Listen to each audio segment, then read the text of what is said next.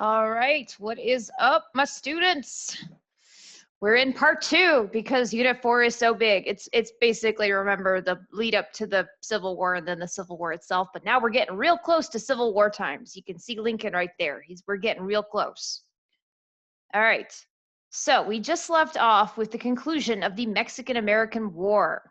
And remember that the war started as a result of Texas being annexed into the United States in 1845, and that made a lot of people really uncomfortable. It made Northerners and many abolitionists very uncomfortable because Texas had slaves. It would enter as a slave state. It also made Mexico very uncomfortable because it thought it still owned Texas, and it now lost its buffer between itself and the United States. Plus, there was the territorial dispute on where the border actually existed between the Nueces and Rio Grande rivers. So we got a war in 1846. And it will conclude with the Treaty of Guadalupe Hidalgo in 1848, where the United States beat Mexico and actually occupied the big square in Mexico City with the United States forces under General Winfield Scott. And so that was that war there. And it was the second actually declared war by Congress in American history following the War of 1812. But I want to go back to the beginning of the war because actually just a few months after the war had started, those Northern congressmen, Whigs typically, actually proposed an amendment, a proviso.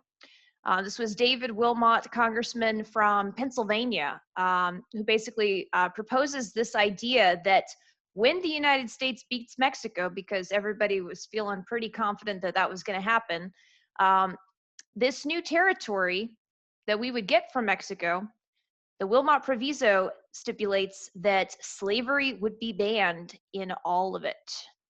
Okay, so just to reiterate that, make it a little bit more clear, because apparently I'm having a difficult time talking today. All of the territory that we would get from Mexico from the Mexican-American War, the Wilmot Proviso said we would not be having slavery in any of that new territory when those places became states. So like California, Utah, Nevada, New Mexico, Arizona, no slavery, nowhere in any of that business. And remember, Mexico lost like half of its territory in the Mexican-American War, the Treaty of Guadalupe Hidalgo. This added about a third the size of the United States to our country. This was a huge land grab. That's what it all boiled down to. And remember, Polk had he'd kind of provoked this war by sending General Zachary Taylor down into that disputed territory in South Texas. This was all so that we could get all this land. So that was the Wilmot Proviso. Now it was proposed in the House of Representatives, where Northerners had control because the North has a bigger population, primarily due to more immigration. Its population was steadily growing, whereas the Southern population, remember, a big portion of it is slave-based. There's almost going to be like 4 million slaves by the 1860s.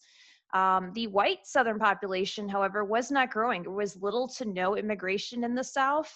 And Southern families, most of them pretty poor, they kept pretty even there. So the South has a huge disadvantage when it comes to representation in the House. But in the Senate, the other part of Congress, remember that every state gets 2 senators. So there was that constant balance of power being kept in the Senate since like the time of the Missouri Compromise. Remember, back in the 1820s under President Monroe, that was a huge issue when the Big Mo, the state of Missouri, was trying to enter the Union as a slave state. That's where this balance of power issue first began. And the Missouri Compromise was that there would be no slavery admitted north of this line of latitude right here, except for Missouri itself. So this Wilmot Proviso is kind of reaffirming that, but then also extending that no slavery to all of this right here that I'm circling. Remember, Missouri entered as a slave state as part of that compromise. Maine entered as a free state. And we'd kept the balance of power ever since. Okay, but now Texas is entering, all this stuff is going on. This is going to really increase what we call sectional tensions between the North and the South over the issue of slavery. And what happens with the Wilmot Proviso is that when this bill passed in the House, where Northern population gave it an advantage, goes to the Senate where they have equal footing between the North and the South, the same number of senators, it gets shot down. And so it does not pass in the Senate because the South still has enough votes there to strike down anything that would limit their slavery and their expansion of slavery. Which brings us to a new political party that formed over this issue of the new lands we had acquired and were acquiring from Mexico. And this was the Free Soil Party. Now, they're not going to be like a huge political party for like a long time, but they were a force. And it's important to know what they stood for because this is some of the trends that were happening in society at this time that are leading up to the Civil War. So the Free Soilers, they wanted to ban slavery in any of the Western territories. And the other big thing that they wanted was to have free homesteads available to poor white American families and to poor white immigrant families coming over here. Remember that in the North, where you have a lot of immigration coming in, it was primarily immigrants from Ireland and Scotland. Sorry, let me do that better. Ireland. I can't do my accents. I'm so sorry. But the Irish, mainly coming over, especially after the Irish potato famine in the early 1840s. This is the time period when you see millions of Irish people coming over because of that famine. And German immigrants, these people are coming over in big waves, and this is changing the makeup of the United States. And some were getting very nervous about this. This will cause cultural tensions. This will lead to the rise of a nativist party called the Know Nothing Party, which we'll talk about in just a minute. Because if you think about it, these Irish immigrants especially, they're very different from like the Anglo-Saxon tradition of the United States.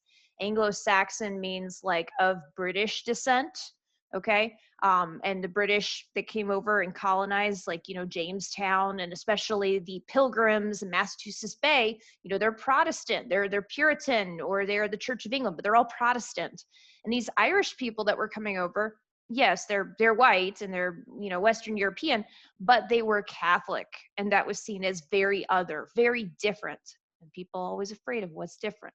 Okay, so, and these Irish immigrants, they're going to settle in large numbers in the cities, primarily northern cities, getting jobs in the new factories that were developing, just beginning at this time. And we'll see them become a very large block of voters in northern cities and in the North.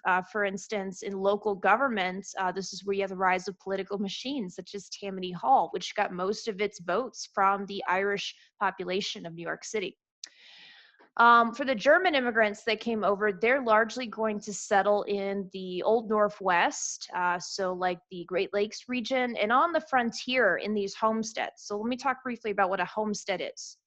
It's like Jefferson's ideal of the American future for the small white independent farmer having land of his own to farm and subsist on for him and his family so they can be independent and not need anybody else, not need a bank or any of that stuff, the small local independent farmer.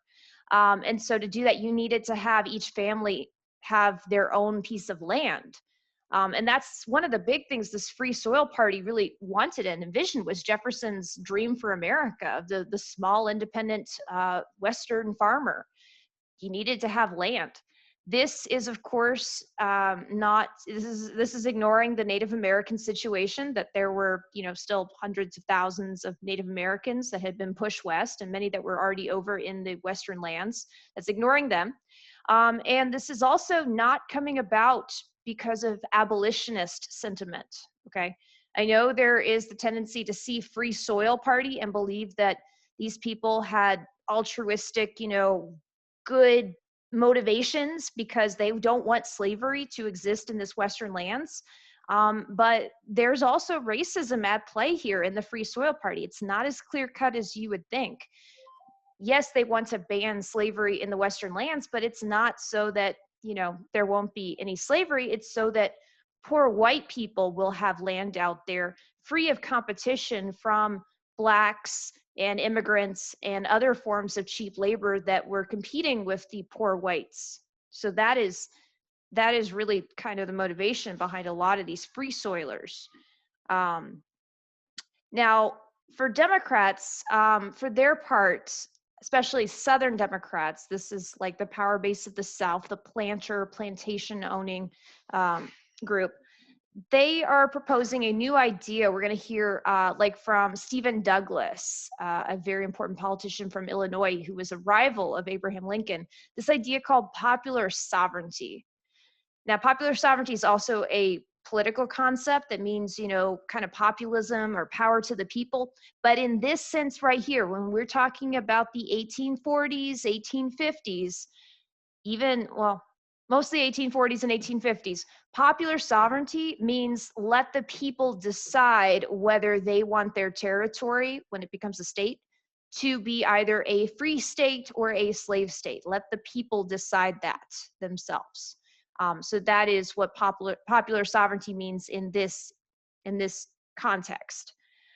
So here we get to the election of 1848. Remember, Polk is going to step down. His health was very poor, and he basically had accomplished all of the things that he set out to do. James K. Polk said he was going to get us Oregon. Check. We got Oregon. You know, we got the 49th parallel there between us and Britain, and we got the Oregon country, which is going to become the states of Washington, Oregon, Idaho, parts of Montana, parts of Wyoming, all this business. So he did that. He said that he was going to get us Texas, and that happened even before he took office, a few days before. Remember, Tyler annexed it. And he said that he was going to lower tariffs, which Congress did that within his first 2 years in office. So Polk accomplished all the things he set out to do. He was feeling real sick, and he's going to step down. He dies just a few months after leaving the White House. So Democrats, they're in a bit of a situation. They don't really have anybody strong after their dark horse dies and is stepping down. By the way, Polk was, I don't think I mentioned this, but Polk had a nickname, you know, like how Andrew Jackson was Old Hickory because he was so tough and survived all those duels and you didn't mess with him because he was a scary dude. James K. Polk, also from Tennessee, kind of in a similar vein of Jackson and Sam Houston, he was known as Young Hickory, which I always found interesting. There you go. The new Whig Party. Now remember, they have gotten one president elected so far. These Whigs, started by Henry Clay and stuff, right? And John Quincy Adams. The Whig Party is going to, and the only president that they've had so far was William Henry Harrison, who, remember what happened to him? He was the one that was president all of 32 days before he died from pneumonia, basically, that he contracted while giving his inaugural address out in the cold on that March day in 1841. Okay. And then Tyler, his vice president, who was really a Democrat, took the rest of his term in office. And so the Whigs, they're looking to have an actual presidency, and they've got another war hero they're going to push before the electorate. And this time it's somebody that's very fresh in people's minds. It is old rough and ready General Zachary Taylor, who is a Southerner, who is a slave owner, but he is a nationalist. Okay, so there are some similar veins here to Jackson, but he's like controllable to the Whig higher ups, such as Henry Clay. Like Clay believes, okay, Taylor's not a real political mastermind here. He's somebody we can influence. He's going to listen to our ideas. He's a nationalist more than he is a Southerner. Let's put him before the electorate because he's super popular. He can get elected, and then we can make sure we get our ideas to actually happen. So that's kind of what the Whigs are doing here. And it works like a charm. This is kind of similar to Harrison's like log cabin campaign. You might hear of Harrison's campaign called that, where they use folksy songs like Tippecanoe and Tyler too, Tippecanoe and Tyler too, you know, and that, oh, this is an average American guy that grew up on the prairie, drinks beer, he's somebody you can talk to, you know, kind of that Aaron Burr type mentality. So Zachary Taylor is very popular after beating President Santa Anna in the Mexican-American War at the Battle of Buena Vista, and he gets elected the next president of the United States, old rough and ready. Boy, the Whigs, they really don't have good luck. Zachary Taylor is going to be president a little longer than Harrison, but only about a year in office before he dies of a stomach bug. And so it's going to be his vice president, Millard Fillmore, who will fill in for the rest of Taylor's presidency. So Whigs really kind of have a curse on them. There's also the Free Soilers, like I mentioned, so a third party in this race. And for their nominee, they actually got the former president of the United States, Martin Van Buren. And interestingly, his vice president was the grandson of John Adams, our second president, and the son of John Quincy Adams. So this is grandson Charles Adams here, who ran as the vice president on the ticket for the Free Soilers, but they lose. Well, immediately into Taylor's term in office here, this is in 1848, it all becomes about the issue of California statehood. California's white population was not very big in 1848, but by 1849, it was getting pretty sizable because remember what happened there. Gold was discovered at Sutter's Mill, and the population explosion there is tremendous. And so by 1850, California is ready to petition for statehood.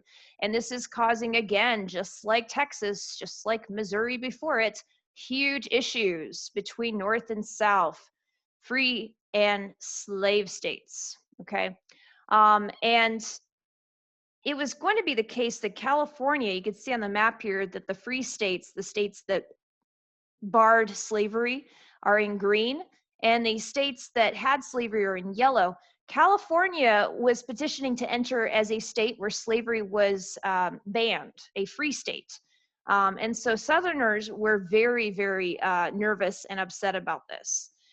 Finally, to quell the anxieties and the tensions that were developing over this petition of statehood by the state of California, a compromise was reached. And you'll never guess who came up with the compromise.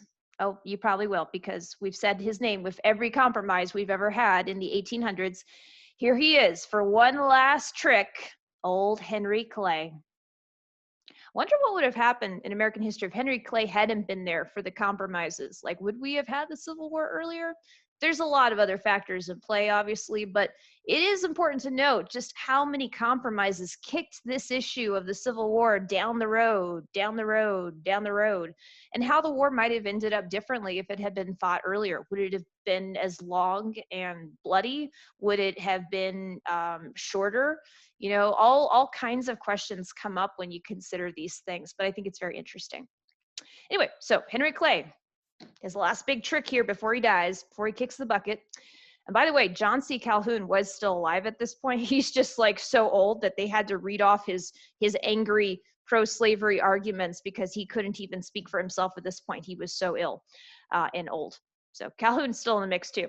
But Henry Clay, he's going to give his last hurrah. And this compromise of 1850 had four major parts you need to know about.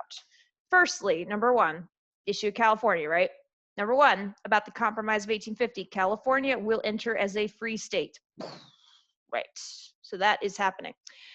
Now, you got to, in a compromise, you know, you get something, you got to give a little something too, right? So slave states are going to get number two part of the compromise, and that is a very intense new fugitive slave law. Now, there was a fugitive slave law originally written into the Constitution in 1787. This is going to be a little bit tougher. This fugitive slave law was targeting, you know, the Underground Railroad and the many slaves that were, you know, escaping to the north and also going to Canada. And so to target those slaves that were getting into the north, this fugitive slave law in 1850, part of this compromise, stated that Northerners had to assist federal authorities in recapturing suspected escaped slaves from the South. Think about that. Let's say you're a Northerner in like Ohio or Michigan or New York or, God forbid, Massachusetts. Okay. And you have grown up around maybe a couple of free Black people and you get along, okay, or maybe you don't. But then comes this law that says a patrol official, a federal official designated to capture escaped slaves, comes up to your door and says that they suspect your neighbors, this Black family, of being fugitive slaves, and they want you to go into their house and help them arrest your neighbors, that's bringing this issue right into your backyard. That's bringing this issue right into the forefront of Northerners' minds. They can't ignore the issue of slavery when they are being asked to be complicit in it. And that is going to be a huge, huge deal for many Northerners, forcing them to confront where they stood on the very issue of slavery. And so that's the fugitive slave law. And that was a big concession to the South.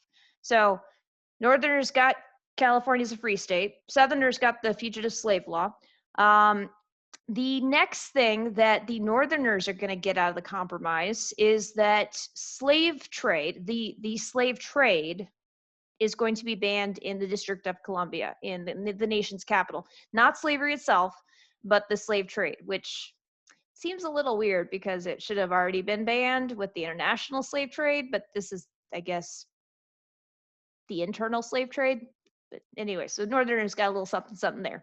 And then finally, the last part, and this is going to cause enduring tensions as well, just like the fugitive slave law, is this right here, that slavery in the remaining former Mexican territories that we had just gotten from the Treaty of Guadalupe Hidalgo, those places on the map right here, you see in red, okay, will be left to popular sovereignty to decide their fate, meaning the people in the Utah territory, the people in the New Mexico territory, they will be able to decide once their territory has enough people to petition to become a state.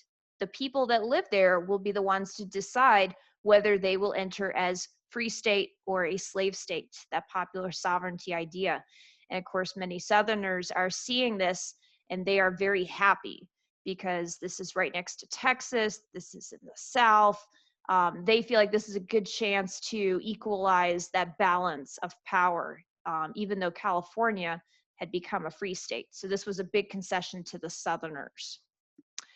All right, so that is the Compromise of 1850. Make sure you know about those 4 parts to it and how that is really going to start to rip up this country. And this issue of popular sovereignty is not going anywhere. It's just going to get worse, okay? Because in 1854, you got the Kansas territory and the Nebraska territory. These were places that had been part of the original Louisiana Purchase right here, okay? Starting to have a bunch of people and starting to get the idea of petitioning for statehood. Now, according to the old Missouri Compromise back in the 1820s, it should be obvious. By law, they should enter as free states. However, there were many slave-owning individuals who were opposed to this idea, okay?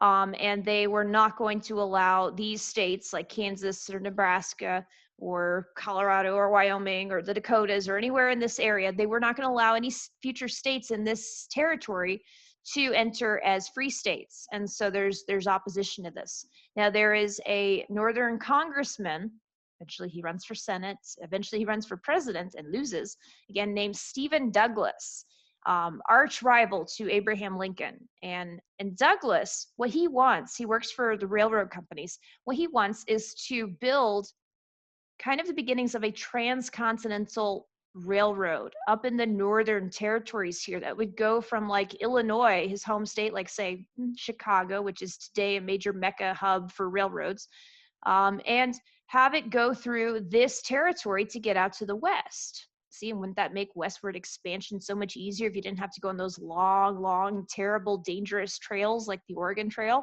right? So to make this transcontinental railroad work, he's got to go through this territory, and it needs to be incorporated. It needs to have statehood to bring people out there, infrastructure out there, you know, things to make building the railroad actually feasible, possible. And so he's really pushing for this to happen. And one of the ways he sees he can streamline this process of getting these territories incorporated to become states is by throwing out the old Missouri Compromise that said there could be no slave states above the 36th parallel, and say, hey, let's just do what we did with the, you know, the Compromise of 1850 with the Utah and New Mexico territory. Let's use the idea of popular sovereignty. Oh boy, can of worms being open there? Yeah. And so that is what he's going to propose. And he is a very influential congressman. And this will actually pass Congress. Now, Northerners were very split on the issue. Northern Democrats and Whigs are very split, but this will pass. And basically, popular sovereignty now becomes the threshold for free or slave state opportunities in the Kansas and Nebraska territories.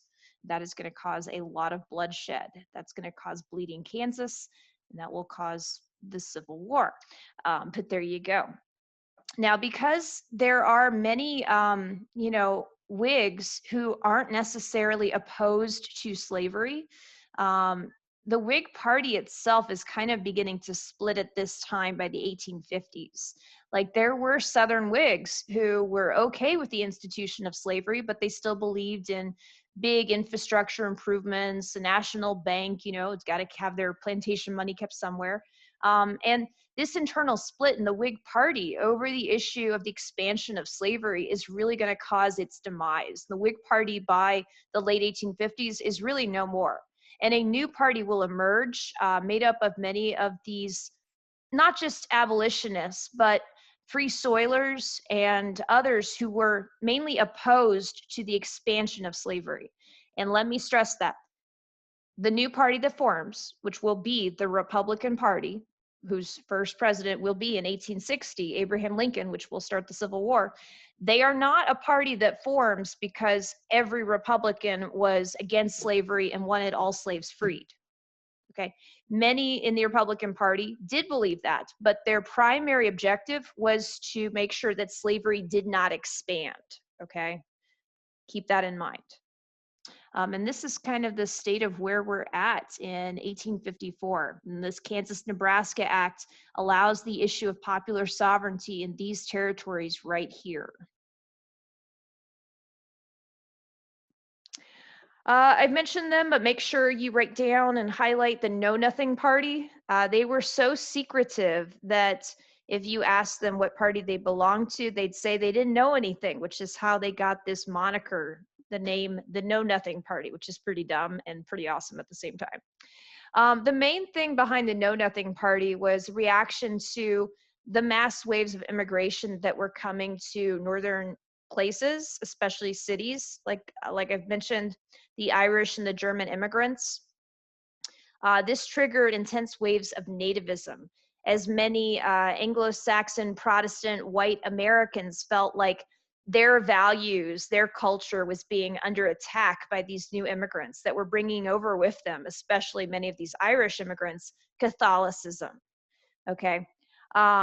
Values like, and stereotypes such as drinking too much and Catholic Church taking over America, and all of these things kind of culminated in this nativism. And I think the biggest factor was, religion was big, but it was mainly the competition for jobs.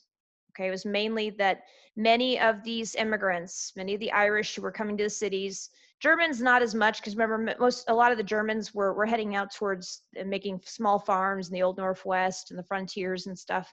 But many of these immigrants that were coming to cities, they were willing to work for less than the native-born Americans were willing to work, and that was driving wages down and causing a lot of poverty. And so it's really economically based, just like everything kind of goes back to money. It was about competition for jobs. But this idea is intense discrimination towards immigrants. That's what creates the Know Nothing Party. That is called nativism. When you discriminate against immigrants, that is nativism. And nativism is obviously, it's a big strand in American history. It's not going to be going anywhere anytime soon. We've seen it play really big in debates today in 2020, and like the election and the role for immigrants and what should be that case. But the Know Nothing Party, that's where they're at, and they eventually will die off. They're not going to be around for very long, and they will get incorporated into this brand new political party, the Republican Party, along with the Free Soilers. Okay, so the Republican Party, It's going to get these know-nothings, these nativists, these people discriminating against immigrants. It's going to get these free soilers, the ones who don't want an expansion of slavery out west, who want to make sure that the West is free for poor white families to have land and homesteads, those small individual family plots for farms. Northern Whigs, who were opposed to slavery, abolitionists, anti-slavery Democrats in the North. All of these various strands, all these various political groups will kind of coalesce in the mid 1850s to become the Republican Party. Okay, and that's what it originally was.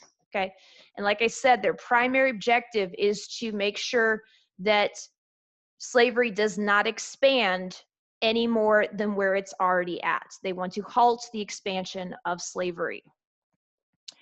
The rise of the Republican Party kind of shows the completion of the market revolution, the first wave of the industrialization in the United States. We see a lot of the factory growth and the changes happening associated with the market revolution in the Republican Party and in its base. It's these industrialists. And with the immigration, a lot of the Irish Catholics that are starting to become a sizable voting chunk in major American cities like New York City and other places, they resist the Republican Party and typically voted Democrat because, again, that strain of like the nativism of like the know-nothing party that joined the Republicans. The Republican Party is going to be big on industry, especially with the railroads, and you'll see this with Stephen Douglas, but particularly with his rival, again, Abraham Lincoln. The railroad industry is going to be much bigger in the North. You had to have railroads to connect all of these, industrial sites to bring goods around. And it wasn't just about like in the South having a railroad to bring cotton from like the plantation down to the coast and then ship it out. Railroads connected cities and people and ideas and different sorts of products in a more diverse economy in the North. And by the time of the Civil War, you have over 30,000 miles of railroads in the North. And that's going to be a huge advantage to the North over the South in the Civil War. You also need to know the idea of the Rust Belt. This was really important in the last couple of elections that we've had. These are most of what they call the swing states, right? Like the state of Pennsylvania that the whole election came down to. That is part of this Rust Belt today. The state of Ohio, Indiana, Illinois, and Michigan. Michigan was also really important as a swing state in the election of 2020. And the reason we call these the Rust States is that they were the place where you saw most of the industrialization in the United States in the 1800s. Particularly with factories, and by the late 1800s, the development of oil and steel. You'll see huge steel mills like Homestead Steel in Pittsburgh. You'll see like Rockefeller Standard Oil begin in Ohio. And so all these factories and refineries and mills that were in this region, by the time we get to the 20th century, they began, many of them, to lose a lot of their production value. It goes overseas because many workers in other places are willing to work for less than American workers are, especially in like a factory setting. And so these companies move overseas, causing many of these factories to close and lay off their workers. And you know, it's kind of like a metaphor for what happens to steel or other metal when it oxidizes. You know, it rusts, it becomes old and decays. That's what's happened to this region as they've lost their jobs. That's why it's called the Rust Belt today. But during this time period in the mid 1800s, it was just beginning to take shape into the center of American industrialization.